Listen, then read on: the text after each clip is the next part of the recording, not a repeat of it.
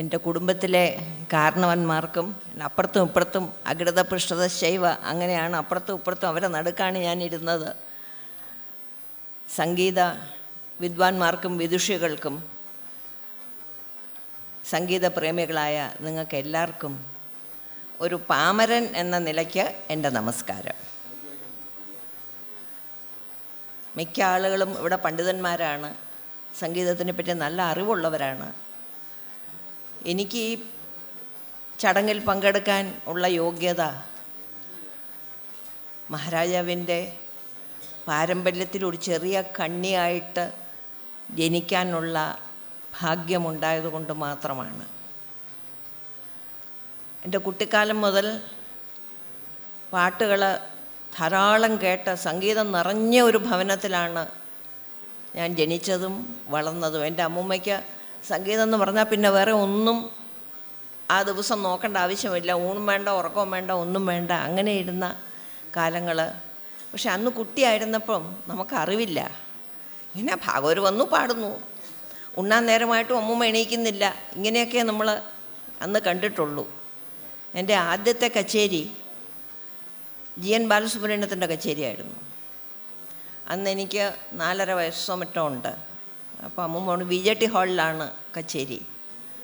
എനിക്ക് കസേരയിലിരുന്നാൽ കാല് താഴെ എത്തൂല്ല. അപ്പോൾ അടങ്ങിയിരുന്നാൽ കൊണ്ടുപോകാം എന്ന് പറഞ്ഞ് കച്ചേരി മുഴുവൻ ഞാൻ അടങ്ങിയിരുന്നു എന്നുള്ളത് എങ്ങനെ ഇരുന്നു എന്ന് എനിക്ക് തന്നെ അറിഞ്ഞുകൂടാ. പക്ഷേ അങ്ങനെ ഇരുന്ന ആദ്യത്തെ ആ കച്ചേരി ഞാൻ ഓർക്കുന്നു. പിന്നെ എത്രയോ മഹാരഥന്മാരുടെ കച്ചേരികൾ നമുക്ക് മനസ്സിലായാലും ഇല്ലെങ്കിലും അതിങ്ങനെ ഒരു മഹാസമുദ്രത്തിൽ കിടന്ന് കളിക്കുന്നത് പോലെ നമ്മളത് ആസ്വദിക്കാൻ സാധിച്ചു. സ്വാതിനാൾ മഹാരാജാവിന് ഒരു വലിയ ഹാൻഡിക്യാപ്പ് ഉണ്ടായിരുന്നത് അദ്ദേഹത്തിൻ്റെ ഒരു ശിഷ്യ പരമ്പരയില്ലായിരുന്നു. അദ്ദേഹം ഒരു മഹാരാജാവായിരുന്നു, വളരെ കുറച്ച് നാളെ ജീവിച്ചുള്ളൂ. അപ്പോൾ ഇവിടെ ഒരു ശിഷ്യ പരമ്പരയെ പഠിപ്പിക്കാനോ വളർത്തിയെടുക്കാനോ ഉള്ള സമയവും സൗകര്യവും ഇല്ലായിരുന്നു. പക്ഷേ അന്നില്ലായിരുന്ന ശിഷ്യ പരമ്പര ഇന്ന് നിങ്ങൾ ഓരോരുത്തരും ആ പാരമ്പര്യം മുന്നോട്ട് കൊണ്ടുപോകുന്നവരാണ് എന്ന് കാണുമ്പോൾ എനിക്ക് വളരെയധികം സന്തോഷവും സമാധാനവും ഉണ്ട്. ഞാൻ വന്നപ്പോൾ ഇവിടെ കച്ചേരി നടക്കുകയായിരുന്നു. അപ്പോൾ ഏറ്റവും പുറവിൽ ചെന്നിരുന്നു. അതൊരു സുഖം.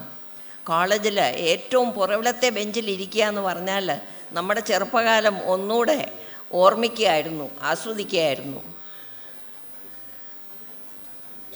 മഹാരാജാവിൻ്റെ ജീവിതവും അദ്ദേഹത്തിൻ്റെ ദി ക്വിൻറ്റസൻസ് ഓഫ് ഹിസ് ലൈഫ് എന്ന് പറയുകയാണെങ്കിൽ അത് ആ ഉത്സവ പ്രബന്ധത്തിൽ ഒടുവിലത്തെ ദിവസം ആറാട്ടിൻ്റെ അന്ന് അദ്ദേഹം എഴുതി, സരസിജനാഭ നിൻ ചരണസേവയാൽ ധന്യതരമായി ജന്മമഹോ.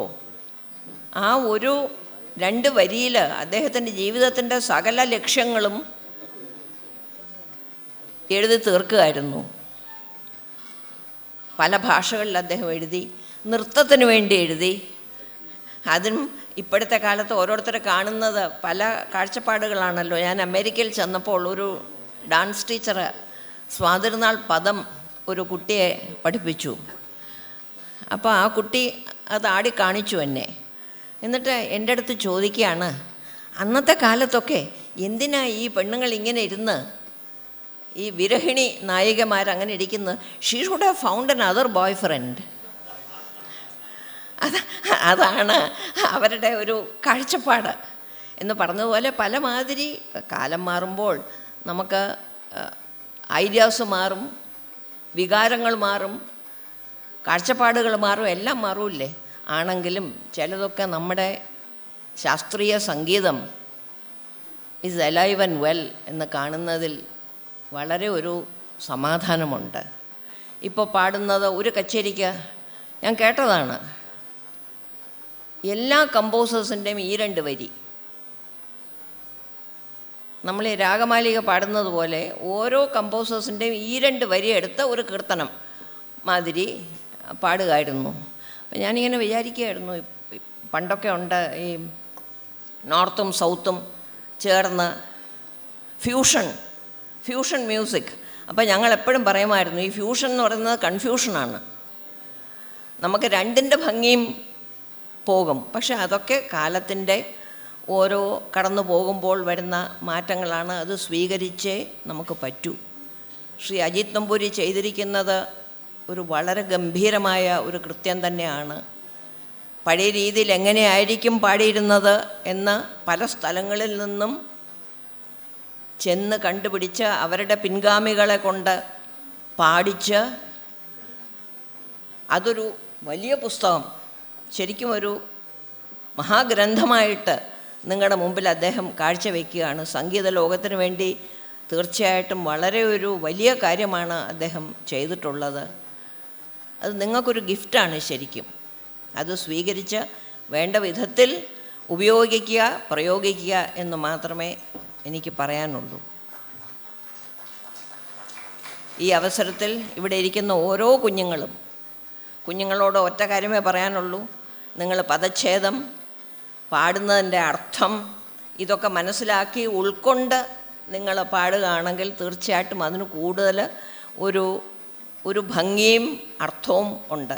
ഈ അടുത്ത കാലത്ത് ഞാൻ ഒരുപാട് കേട്ടതുകൊണ്ട് പറയുകയാണ്. ദേവദേവ, ചെമ്മൻകുടി സ്വാമി ദേവദേവ പാടാതെ ഒരു കച്ചേരി തുടങ്ങൂല, അങ്ങനെ പാടിക്കൊണ്ടിരുന്നത്. ആശ്രിത വിബുധ ശാലശ്രീ, അത് ശ്രിതവിബുധ എന്നല്ലേ പാടുന്നത് എല്ലാവരും, ആശ്രിത വിബുധ എന്നുള്ളത്. അതുപോലെ സാവേരി ദേവീപാവനെ നവരാത്രി കീർത്തനം, ഭീമ അനന്ത അജ്ഞാനതിമിര എന്നുള്ളത് ജ്ഞാനതിമിര എന്നാണ് പാടുന്നത്. അപ്പോൾ അതിൻ്റെ അർത്ഥം കംപ്ലീറ്റായിട്ട് മാറിയില്ലേ? അപ്പോൾ അർത്ഥം കുറച്ച് മനസ്സിലാക്കി, അത് പ്രത്യേകിച്ചും സംസ്കൃതവും മണിപ്രവാളവും ഒക്കെ ആകുമ്പോൾ പിന്നെയും നമുക്ക് കൈകാര്യം ചെയ്യാം. പക്ഷേ ഈ കന്നഡയും തെലുങ്കും ഇതൊക്കെ ആകുമ്പോൾ നമുക്ക് അർത്ഥം മനസ്സിലാക്കാൻ പ്രയാസമാണ്. എന്നാലും നിങ്ങൾ അല്പം ശ്രമിക്കുക. ഇന്നിപ്പോൾ ഇതൊക്കെ ഉണ്ടല്ലോ, ഓൺലൈനിൽ നമുക്ക് പലതും നോക്കി എടുക്കാനായിട്ടുള്ള സൗകര്യങ്ങളൊക്കെ ഉണ്ടല്ലോ. അപ്പം കുട്ടികൾ അതൊന്ന് ശ്രദ്ധിച്ച് അർത്ഥം ഉൾക്കൊണ്ട് കൈകാര്യം ചെയ്യുക. നിങ്ങൾ വളരെ അനുഗ്രഹീതരാണ് കുട്ടികൾ.